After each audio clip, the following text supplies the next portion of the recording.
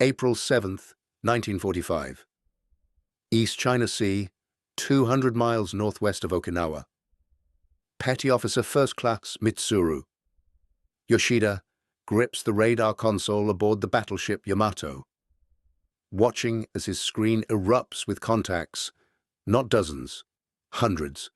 The American aircraft signatures bloom across his display like a deadly constellation, approaching from multiple vectors. At altitudes, his ship's guns struggle to reach effectively. Among those contacts are aircraft Japanese naval officers have dismissed as inferior since their introduction in 1942. The Grumman TBF Avenger torpedo bomber, slow, ungainly, carrying a single torpedo that must be delivered at low altitude within range of every anti-aircraft weapon the target can bring to bear. Japanese pilots called them flying coffins during early Pacific engagements, easy prey for nimble Zero fighters. Yet, this morning, it will be Avengers that write the final chapter of battleship Yamato's existence, delivering the underwater blows that no amount of armor can resist. The mathematics seem absurd. How can an aircraft weighing just 15,000 pounds at maximum takeoff weight threaten a warship displacing 72,000 tons? How can fabric-covered control surfaces and a single right cyclone engine challenge armor plate 16 inches thick? The answer lies not in individual capability, but in coordinated doctrine, overwhelming numbers, and the simple physics of underwater explosions against hulls never designed to withstand mass torpedo attack from all directions simultaneously. Yamato represents Japan's ultimate expression of battleship supremacy. Her 9 18.1-inch guns can hurl 3,200-pound armor-piercing shells to ranges exceeding 25 miles. Her belt armor, angled at 20 degrees, can theoretically defeat any naval gun afloat. Her torpedo defense system, incorporating multiple longitudinal bulkheads and liquid-filled compartments, was designed to absorb 3 torpedo hits per side without catastrophic flooding. If you're enjoying this deep dive into the story, hit the subscribe button and let us know in the comments from where in the world you are watching from today. Yet on this grey morning in the East China Sea, Yamato steams toward certain destruction, and the weapon that will kill her is not another battleship's guns, but the despised torpedo bomber the Japanese doctrine considered obsolete. The transformation from contempt to catastrophe will take less than 2 hours. The Grumman TBF Avenger entered service with the United States Navy in June of 1942, just 6 months after Pearl Harbor. Grumman Aircraft Engineering Corporation designed the aircraft to replace the obsolete Douglas TBD Devastator, which had suffered catastrophic losses during the Battle of Midway. The Devastator's combination of inadequate speed, insufficient defensive armament, and limited range made it exceptionally vulnerable to Japanese fighters and anti-aircraft fire. During Midway's torpedo attacks, 41 Devastators attacked Japanese carriers. Only 6 returned. None scored hits. The Avenger represented a complete redesign, emphasizing crew survivability, payload capacity, and operational reliability. The aircraft measured 40 feet in length with a 54-foot 4-inch wingspan.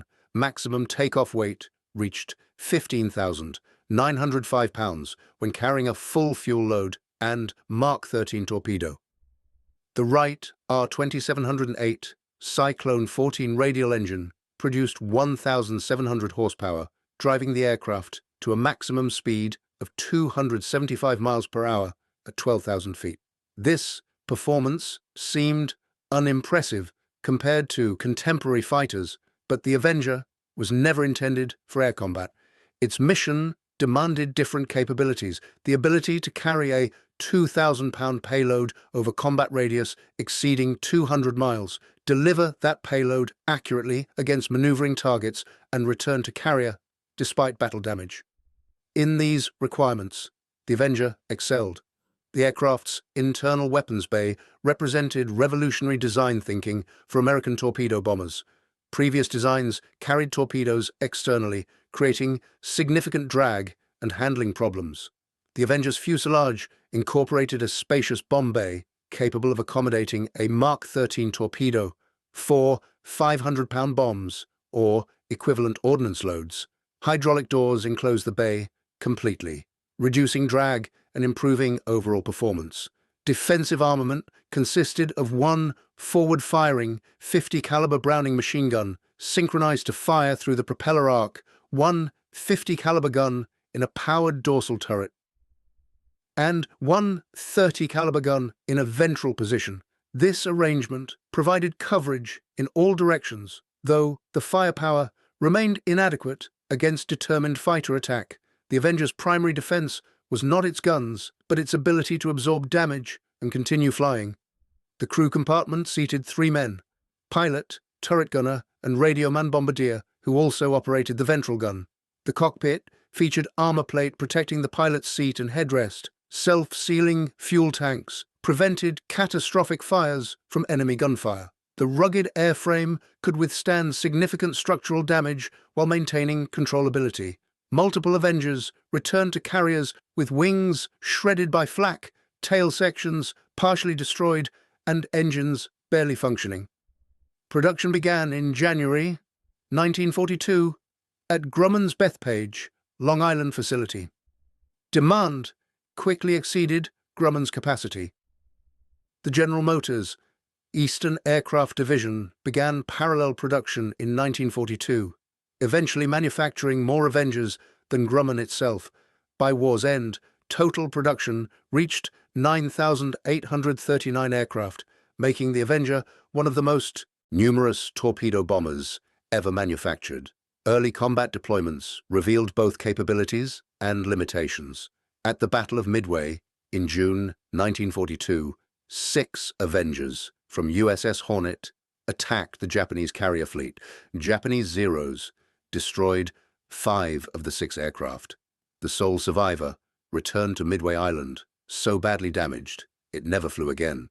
This inauspicious debut seemed to confirm Japanese assessments that American torpedo bombers remained easy targets despite improved design. Yet, the Battle of Midway also demonstrated crucial differences between the Avenger and its predecessor.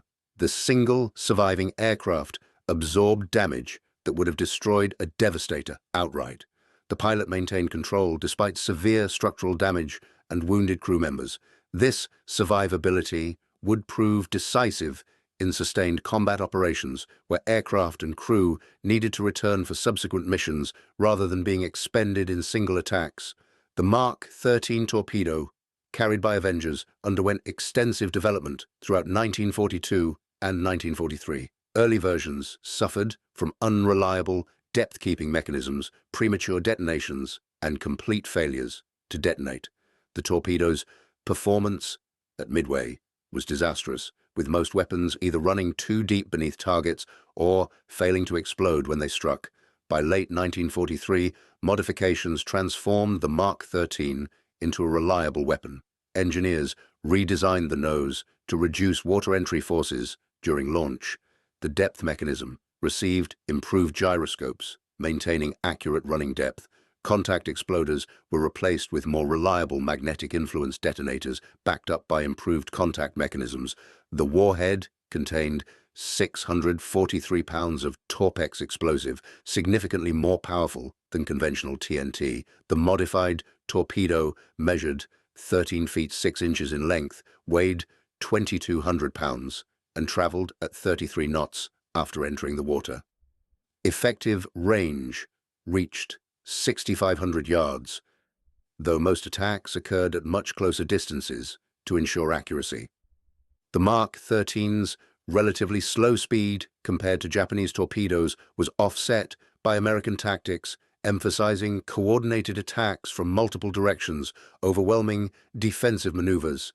Japanese intelligence during 1943 and early 1944 consistently underestimated American torpedo bomber capabilities. Reports from returning pilots described Avengers as slow, vulnerable targets easily destroyed by competent fighter opposition. These assessments contained partial truth. In isolation, a single Avenger attacking alert defenses faced near certain destruction. Japanese anti-aircraft gunners became proficient at engaging low-altitude torpedo bombers, leading columns of aircraft with predictive fire that created deadly barrage patterns. What Japanese analysts failed to appreciate was the systematic American approach to coordinated strike operations. By mid-1944, United States Navy carrier air groups had developed sophisticated tactics integrating fighters, dive bombers, and torpedo bombers into unified strike packages. Fighters suppressed anti-aircraft fire and engaged defending fighters. Dive bombers attacked from high altitude, forcing defenders to divide attention between high and low threats.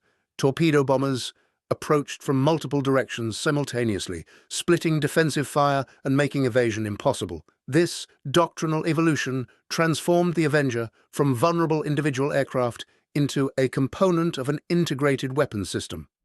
The Battle of the Philippine Sea in June 1944 demonstrated American tactical sophistication. Coordinated strikes destroyed Japanese carriers with minimal losses despite heavy defensive fire. Avengers attacking simultaneously from port and starboard prevented effective evasive maneuvering. Even when ships turned toward one torpedo wave, they exposed their broadsides to the opposite attack. Admiral Mark Mitcher, commanding Task Force 58, refined these tactics throughout 1944's island hopping campaign. His staff analyzed each engagement, identifying successful patterns and eliminating ineffective approaches. By early 1945, American carrier air groups executed coordinated strikes with mechanical precision. Radar provided early warning and precise navigation to targets. Fighter directors coordinated timing so all strike elements arrived simultaneously. Avenger squadrons practiced low-altitude approaches in all weather conditions, maintaining formation integrity despite anti-aircraft fire. The torpedo bombers' effectiveness increased dramatically through 1944 as pilots accumulated experience and aircraft received continuous improvements. Modified engines provided better performance at low altitudes where torpedo attacks occurred. Its enhanced armor protection around fuel tanks and crew positions improved survivability. Upgraded radio equipment enabled better coordination during multi-squadron strikes. By the time Yamato sortied in April 1945, American Avenger squadrons represented the most capable torpedo bombing force in history. Japanese naval architects designing Yamato's torpedo defense system in the 1930s anticipated threats from surface-launched torpedoes delivered by destroyers or submarines. The system incorporated multiple longitudinal bulkheads, creating compartments that could be selectively flooded or kept empty. When a torpedo struck the outer hull, the explosion's force would dissipate through these compartments before reaching vital machinery spaces. Designers calculated the system could withstand 3 torpedo hits on one side without catastrophic flooding, affecting the ship's fighting capability. This calculation proved accurate against the threat envisioned. During design, however, it assumed torpedoes would strike individually with substantial time intervals, allowing damage control parties to respond. The system was never tested against massed-coordinated torpedo attack from aerial platforms capable of delivering weapons simultaneously from multiple directions. This scenario exceeded the design parameters, creating flooding conditions that overwhelmed even the most sophisticated damage control procedures. Yamato's anti-aircraft armament evolved continuously throughout her service, as Japanese naval architects belatedly recognized the air threat. At commissioning in December 1941, the battleship mounted just 24 25mm machine guns for close-range air defense.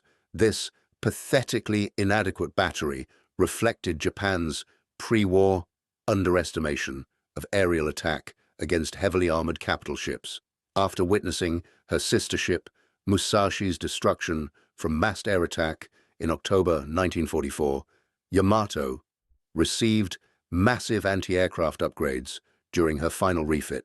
By April 1945, Yamato carried 152 25mm guns in triple and single mounts, plus 24 5-inch dual-purpose guns capable of engaging both surface and air targets. This represented more anti-aircraft firepower than any battleship afloat. Yet even this impressive battery proved inadequate against coordinated attack by hundreds of aircraft. The 25mm guns, effective only to 1,500 yards, could engage just a fraction of incoming torpedo bombers simultaneously. The 5-inch guns, while longer ranged, lacked the rate of fire necessary to create effective barrage patterns against multiple low-altitude targets. Operation Tengo, Yamato's final sortie, was conceived in desperation rather than rational military calculation. After Emperor Hirohito questioned what the Navy was doing to defend Okinawa, senior admirals felt compelled to demonstrate continued fighting spirit. The plan called for Yamato and her escorts to transit the East China Sea, fight through American naval forces, and beach themselves on Okinawa's shores. The ship's guns would serve as immobile coastal artillery until ammunition exhausted. Then, surviving crew would join ground forces. Vice Admiral Seiichi Ito, commanding the force, recognized the mission's futility. American submarines would detect the sortie immediately. American carriers would launch overwhelming airstrikes long before Japanese ships reached Okinawa. The force lacked air cover beyond token fighter protection for the mission's first hours. Fuel was sufficient only for a one-way voyage. Ito protested vigorously, but ultimately accepted orders from Combined Fleet Headquarters. Yamato departed Japan on April 6, 1945, accompanied by the light cruiser Yahagi and 8 destroyers. American submarines, USS Threadfin and USS Hackleback, detected the force immediately, transmitting position reports throughout the night. By dawn on April 7th, every American commander in the Pacific knew Yamato's location, course, and speed. The battleship steamed toward an ambush more thorough than any in naval history. Task Force 58, positioned off Okinawa, supporting the invasion, represented overwhelming American naval power. 16 aircraft carriers embarked more than 1,000 aircraft, including nearly 200 Avengers. Vice Admiral Mitsuru, commanding from USS Bunker Hill, ordered maximum effort strikes against the Japanese force. This would be no cautious probing attack, but rather a concentrated demonstration of American aerial supremacy designed to annihilate Yamato completely. The first strike wave launched at 1000 hours on April 7th. 280 aircraft from 8 carriers formed up and headed toward the Japanese force. The composition included fighters, dive bombers, and 98 Avengers carrying Mark 13 torpedoes. Strike coordinators planned attacks emphasizing torpedo hits over bombs. Intelligence assessments correctly identified Yamato's armor as nearly impervious to bombs, but vulnerable to underwater explosions against the hull below the armored belt. Weather conditions favored the attackers. Low clouds at 3,000 feet provided concealment during the approach, while breaks in the overcast allowed navigation and target identification. Yamato's radar detected American reconnaissance aircraft at 10:14 hours, confirming what every man aboard already knew: the attack was coming. The 6 Mitsubishi Zero fighters, providing combat air patrol, attempted interception but were hopelessly outnumbered. They withdrew at 1000 hours as ordered, leaving Yamato defenseless against the approaching aerial armada. At 12:32 hours, lookouts sighted the first wave. Captain Kosaku Aruga, commanding Yamato, ordered maximum anti-aircraft fire as American aircraft began circling the Japanese formation just outside effective gun range. The coordination was methodical and professional. Strike leaders organized formations, assigned specific targets to different squadrons, and synchronized timing to maximize overwhelming force at the critical moment. Lieutenant Commander John Bridges led Torpedo Squadron 82 from USS Bennington. His squadron of 12 Avengers carried Mark 13 torpedoes set to run at 10 feet depth. Bridges studied Yamato's massive silhouette through binoculars, calculating approach vectors that would force the battleship into impossible defensive choices. His squadron would attack from the port beam while other squadrons approached from starboard and the bow simultaneously. The Avenger pilots understood their mission's danger. Torpedo attacks required steady, predictable flight paths at low altitude, within range of every weapon Yamato could bring to bear. The battleship's 152 25mm guns would create a curtain of fire that could shred aircraft and crews, yet American doctrine emphasized disciplined execution over individual survival. Each pilot's job was delivering his torpedo accurately, regardless of defensive fire. The mission's success depended on overwhelming Yamato's damage control capacity through simultaneous hits. At 12:37, Yamato opened fire with her main battery turrets, launching special anti-aircraft shells designed to create shrapnel bursts at altitude. The 18-inch guns firing at aircraft represented desperation rather than effective tactics.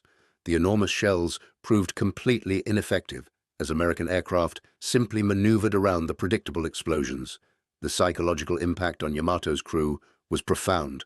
Their greatest weapons, the mighty guns that could destroy any ship afloat, were useless against the threat bearing down on them. The first coordinated attack commenced at 12:41. Dive bombers descended through clouds, pulling up sharply to release bombs that struck Yamato's upper deck. Simultaneously, fighters strafed anti-aircraft positions, killing exposed gun crews and suppressing defensive fire. This created the opening torpedo bombers needed. Lieutenant Bridges led his Avengers down to wave-top height, approaching Yamato's portside at 160 knots. The battleship loomed impossibly large, her grey hull streaming anti-aircraft tracers in every direction. 25mm shells burst around the approaching torpedo bombers, creating deadly patterns of shrapnel. One Avenger, in Bridges' formation, took hits in the engine cowling, trailing smoke but maintaining formation. The pilot held steady course, despite flames licking back from the engine. At 1,500 yards range, Bridges' bombardier armed the torpedo. At 800 yards, he called Mark over the intercom. Bridges pressed the release, feeling the aircraft lurch upward as the 2,200-pound torpedo dropped away. The Mark 13 struck the water, stabilized, and began its run toward Yamato's hull. Bridges pulled hard left, skimming across the wave tops as tracers pursued his aircraft. 11 more torpedoes from Torpedo Squadron 82 entered the water within seconds, creating a spread no ship could evade. Yamato's helmsman put the wheel hard over, attempting to turn toward the torpedo tracks and minimize target aspect. The maneuver proved futile. At 12:45, 2 torpedoes struck Yamato's port side forward. The underwater explosions sent massive shock waves through the entire ship, buckling plates and fracturing welds in compartments hundreds of feet from the impact points. If you find this story engaging, please take a moment to subscribe and enable notifications. It helps us continue producing in-depth content like this. While Yamato's crew struggled with flooding from the first hits, Torpedo Squadron 9 from USS Yorktown attacked from the starboard quarter. Commander Herbert Hauck led his 12 Avengers in a coordinated run timed to strike while Yamato was still turning from the portside attack. The battleship's anti-aircraft fire remained intense, despite damage from dive bombers and strafing fighters. Hauck's wingman took direct hits from 5-inch shells, exploding in a massive fireball that rained burning debris across the ocean. The remaining Avengers held formation, boring in through the defensive fire. Hauck released at 700 yards, his torpedo entering the water in a perfect trajectory toward Yamato's engineering spaces. 10 more torpedoes followed within 15 seconds.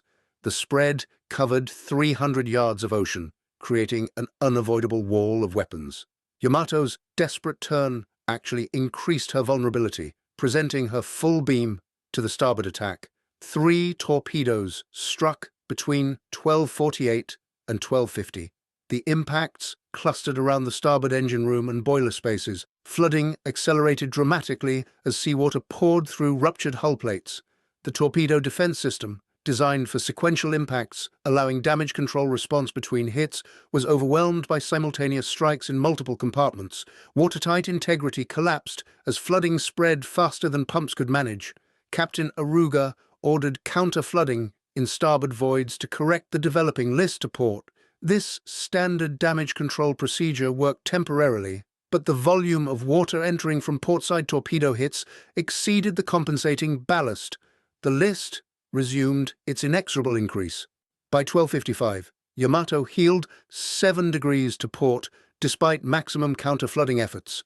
The second strike wave arrived at 1300 hours. Commander Thomas Stetson led 50 aircraft from USS Essex and USS Bataan, including 20 Avengers, specifically tasked with concentrating attacks on Yamato's port side. Strike coordinators had analyzed the first wave's results and identified the optimal tactic: overwhelming damage control capacity by focusing all torpedo hits on one side, accelerating capsize through uncontrollable flooding. Stetson's Avengers attacked in division formations, 4 aircraft approaching in-line astern, with 15-second intervals between drops. This pattern created continuous threat impossible to counter through ship maneuvering. As Yamato turned away from one torpedo, she exposed herself to the next. The battleship, already listing and slowing from earlier damage, lacked the maneuverability to evade coordinated attacks. Between 1325 and 1330, 4 more torpedoes struck Yamato's portside amidships. All impacts occurred within a 100-foot section of hull, overwhelming the torpedo defense system through concentrated damage in a single area. The multiple longitudinal bulkheads designed to contain flooding were breached by shock effects from nearly simultaneous explosions. Seawater cascaded into the portside engine rooms and boiler spaces. Damage control parties struggled in darkness as electrical systems failed. The roar of incoming water drowned out shouted orders. Men stumbled through knee-deep flooding, carrying shoring timbers and collision mats toward breaches they could not reach. The list increased to 10 degrees, making movement through passageways difficult. Loose equipment tumbled across compartments. Wounded sailors struggled to climb ladders tilted at severe angles. In the central damage control station, Commander Kenichi Nomura tracked flooding reports from throughout the ship. The assessment was catastrophic. 7 confirmed torpedo hits on the port side, 3 on starboard. Flooding in 4 major machinery spaces, list increasing despite maximum counter-flooding. Speed reduced to 15 knots and decreasing. The torpedo defense system, which performed admirably against individual hits, was simply overwhelmed by the volume of damage inflicted within 30 minutes. Commander Nomura made an agonizing recommendation to Captain Aruga. To prevent immediate capsize, they must flood the starboard outer engine room. This action would sacrifice approximately 300 men working in that space. There was no time to evacuate them. The flooding valves must be opened immediately, or Yamato would roll over within minutes. Aruga faced the ultimate command decision: save 300 men and lose the entire ship with all 3,332 crew, or sacrifice those 300 to buy time for the rest. He gave the order. Valves opened. Seawater rushed into the starboard engine room. 300 sailors drowned at their posts, buying their shipmates perhaps another hour of life. The third strike wave arrived at 1333. Lieutenant Commander Herbert Riley led 110 aircraft from USS Yorktown, USS Intrepid, and USS Langley. By this point, Yamato was clearly doomed. The battleship listed 15 degrees to port, turning in great slow circles, trailing oil, burning in multiple locations. Yet, she still fired every anti-aircraft gun that would bear, demonstrating the crew's discipline even in the face of certain death. Riley's Avengers approached from multiple vectors simultaneously. Torpedo Squadron 3 attacked from the port bow. Torpedo Squadron 18 struck from the port beam. Torpedo Squadron 47 approached from the port quarter. The coordinated assault placed Yamato in an impossible tactical situation. Every defensive maneuver toward one threat exposed her to others. Between 1333 and 1400 hours, at least 4 more torpedoes struck Yamato's portside. Witnesses reported possibly 6 hits during this period, though exact numbers became impossible to verify as the ship's structure began failing. The accumulated damage exceeded anything the designers had envisioned. 11 to 13 torpedo hits concentrated primarily on the port side, creating uncontrollable flooding that overwhelmed every damage control measure. The list passed 15 degrees at 1400 hours. Yamato's massive superstructure created enormous topside weight.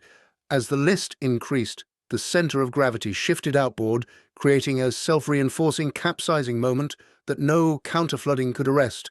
The ship slowed to 10 knots, then 5 knots, wallowing in the swells as her propellers lost bite in aerated water. At 14:02, Captain Aruga received the final damage report. Counterflooding had reached maximum capacity. The list could not be corrected. The ship was doomed. He ordered abandon ship, knowing full well that rescue was unlikely. Most crew members remained at their posts. There was nowhere to go. The ocean offered no safety, only a slower death than remaining aboard. Vice Admiral Ito sent a final signal by flag hoist to the surviving destroyers. "Cease action. You are to withdraw to Sasebo." The order acknowledged defeat and released the escorts from their obligation to die alongside the flagship. Ito retired to his cabin. He would not be among the survivors. Captain Aruga tied himself to the binnacle on the bridge, choosing to go down with his command as naval tradition demanded. At 14:07, another torpedo struck Yamato's starboard side. At 14:17, 2 more torpedoes hit the port side. These final weapons inflicted no additional strategic damage. Yamato was already dying, yet they accelerated the inevitable, pushing the list past 20 degrees. The battleship's doom was now measured in minutes rather than hours. Emergency alarms warned of critical temperatures in the forward magazines. Uncontrolled fires heated the powder charges stored for the main battery guns. The pumps to flood the magazines had failed. Ammunition began cooking off. Small explosions reverberating through the hull like funeral drumbeats. Men trapped below decks felt the ship rolling beneath them, knowing death approached and having no means of escape. At 14:20, Yamato capsized completely to port. Over 2,000 men remained aboard, many trapped in flooded compartments, others clinging to equipment as the ship rolled past 90 degrees. The massive superstructure struck the water with tremendous force, crushing men and equipment beneath thousands of tons of steel. Water rushed into funnel uptakes, flooding the boiler rooms and creating massive steam explosions as seawater contacted superheated metal. Simultaneously, the fires in the forward magazines reached the main powder charges. At 14:23, Yamato exploded.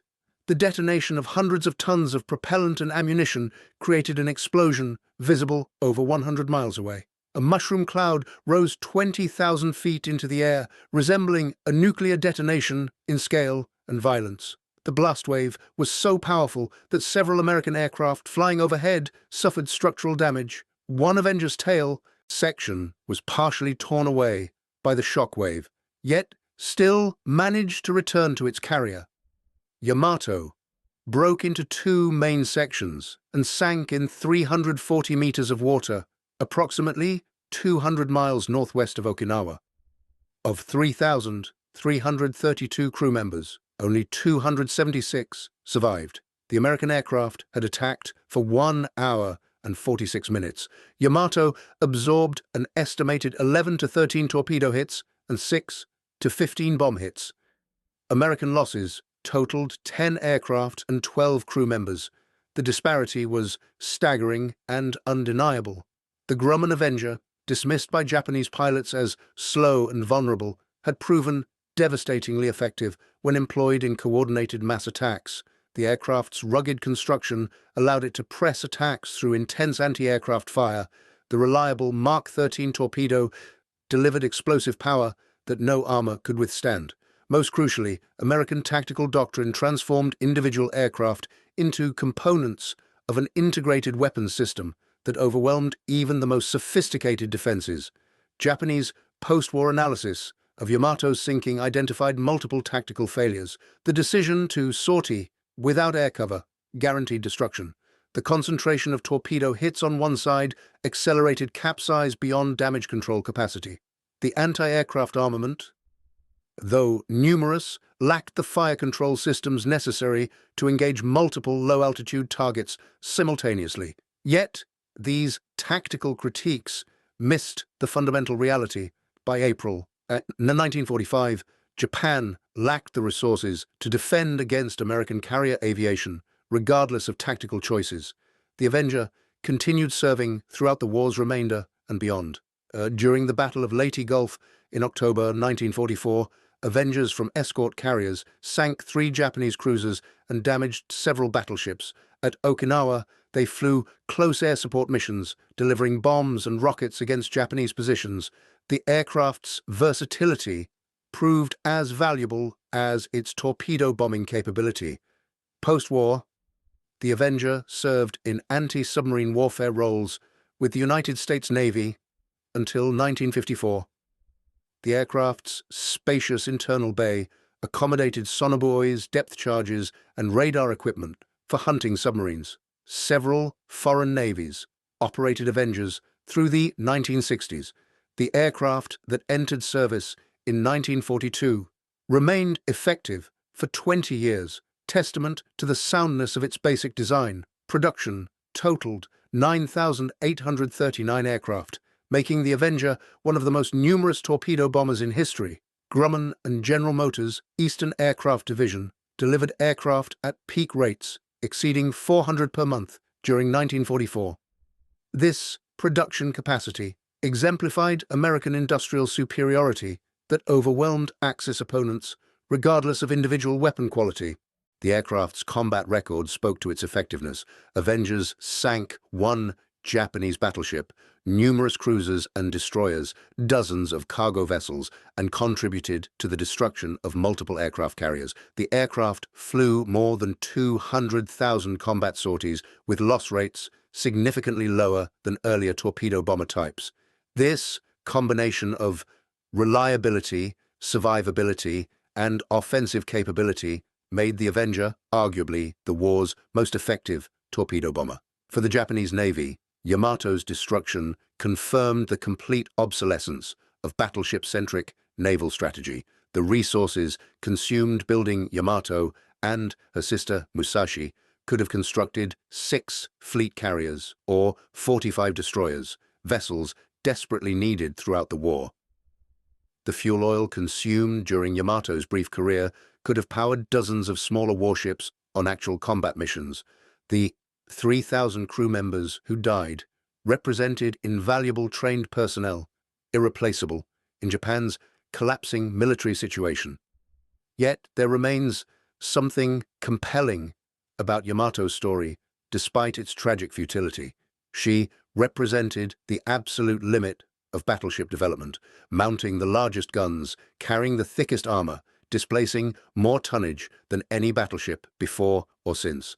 In this sense, Yamato achieved immortality not through combat effectiveness, but as the definitive final statement of an entire class of warship. No nation will ever build battleships again. Yamato marks the end of that evolutionary line. The American pilots who sank Yamato understood they were making history. They had destroyed the heaviest battleship ever constructed using aircraft many had dismissed as inadequate just years earlier. Yet, for most, it was simply another mission in a long war. Several pilots wrote letters home mentioning the battle, describing the battleship's size and the intensity of anti-aircraft fire. But there was little celebration. By April 1945, American naval aviators were professionals conducting a job. This contrast between American professionalism and Japanese sacrifice characterized the Pacific War's final year. American forces approached combat with overwhelming material superiority and systematic tactical planning. Japanese forces, lacking resources and viable strategy, resorted to suicidal attacks intended to inflict maximum psychological impact while achieving minimal tactical results. Yamato's suicide mission fit this pattern perfectly. The mission was never expected to succeed militarily. Spirit without strategy is waste. The final irony of Yamato's story is that she was sunk while attempting exactly what American forces wanted. The sortie drew Yamato into open water where carrier aircraft could destroy her completely. If Yamato had remained in port, she would have posed a threat during any invasion of Japan. Destroying her at anchor would have been difficult and costly, but Japan's leadership chose to expend the battleship in a futile gesture rather than conserve her for actual defense. American commanders could hardly believe their fortune when intelligence confirmed Operation Tengo. Task Force 58 obliged by destroying her utterly. Today, Yamato rests on the seafloor of the East China Sea, a tomb for 3,000 men and a monument to the transformation of naval warfare. She never fought the decisive surface engagement Japanese planners envisioned. She never justified the enormous resources invested in her construction. Yet, she endures in memory because she represented the absolute limit of what battleship design could achieve. The Grumman Avenger, ungainly and unspectacular in appearance, proved far more influential to naval warfare's evolution. The aircraft demonstrated that coordinated aerial attack could destroy any surface target regardless of armor protection. This lesson influenced naval architecture for decades as designers abandoned heavy armor in favor of speed, electronic countermeasures, and integrated air defense systems. The age of the armored battleship died with Yamato on April 7, 1945. What replaced it was the age of the aircraft carrier and the strike aircraft it launched. Japanese admirals, who laughed at the Avengers' ungainly appearance, learned a harsh lesson about modern warfare. Effectiveness comes not from individual superiority, but from systematic integration of platforms, weapons, and tactics into coordinated operations. The Avenger, operating as part of a comprehensive strike package, with fighter escort and dive bomber support, achieved what no individual weapon could accomplish alone. This integration represented the future of military operations. The 6 torpedoes, possibly more, that struck Yamato during the first attack waves came from Avengers, crewed by men averaging just 23 years old. Many pilots had less than 1 year's service. They were not elite warriors, but products of a systematic training program that emphasized competence over excellence, teamwork over individual heroism.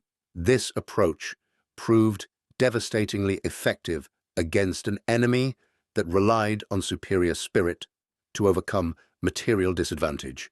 The destruction of Yamato by aircraft Japanese doctrine considered inferior carries profound historical irony. Japanese naval aviation achieved remarkable successes early in the war using superior aircraft and superbly trained pilots. Yet, Japan's industrial base could not sustain quality advantage once American production reached full capacity. By 1945, American factories delivered aircraft monthly at rates exceeding Japan's annual production. American training programs graduated thousands of competent pilots, while Japan struggled to replace hundreds lost in combat. The Avenger symbolized this industrial and systematic superiority. The aircraft was good enough, built in overwhelming numbers, flown by adequately trained crews, and employed according to doctrine emphasizing coordinated operations. This combination proved unbeatable, regardless of enemy valor or individual weapon superiority. Modern warfare rewards systematic excellence over individual brilliance, industrial capacity over craftsmanship, coordinated operations over heroic gestures. Yamato's crew demonstrated extraordinary discipline and courage during their final hours. They maintained their posts despite knowing death was inevitable. They executed damage control procedures professionally, even as their ship capsized beneath them. They deserved better than dying in a pointless gesture ordered by admirals more concerned with honor than effectiveness. Their sacrifice accomplished nothing except adding 3,000 names to casualty lists while demonstrating American naval supremacy. The 276 survivors carried memories that haunted them for life. Ensign Mitsuru Yoshida, the radar officer whose journal entry opened this story, spent hours in oil-covered water before rescue by a destroyer. After the war, he wrote Requiem for Battleship Yamato, a detailed account that became a bestseller in Japan. His book describes the psychological burden of serving aboard a ship everyone knew was doomed, sailing towards certain death because orders demanded it. American after-action reports analyzed every aspect of the engagement with clinical precision. Torpedoes proved far more effective than bombs against heavily armored warships. Yamato's armor shrugged off most bomb hits, but torpedoes struck below the armor belt where the hull was more vulnerable. Concentrated attacks on one side of the ship caused uncontrollable flooding and rapid capsize. Coordination between dive bombers, torpedo bombers, and fighters maximized effectiveness while minimizing losses. These lessons influenced American naval planning for decades. The Avengers' success validated torpedo bombing as a primary anti-ship weapon. Subsequent designs, like the Douglas Sky Raider, incorporated similar capabilities with improved performance. The systematic approach to coordinated strikes became standard doctrine, practiced endlessly during peacetime exercises to maintain proficiency. The integration of radar, communications, and centralized control evolved into the complex, tactical data systems employed by modern naval forces. The Battle of the East China Sea demonstrated the absolute supremacy of carrier aviation over surface warships in any environment where air superiority could be established. This lesson fundamentally altered naval architecture and strategy. Battleships, the capital ships dominating naval warfare for centuries, became obsolete overnight. Aircraft carriers assumed their role as the primary instruments of naval power projection. Yet, the transformation extended beyond simple platform replacement. The nature of naval combat itself changed from direct fire engagements between surface vessels to indirect operations where opposing fleets might never achieve visual contact. Aircraft became the primary weapons, their carriers serving as mobile air bases rather than direct combatants.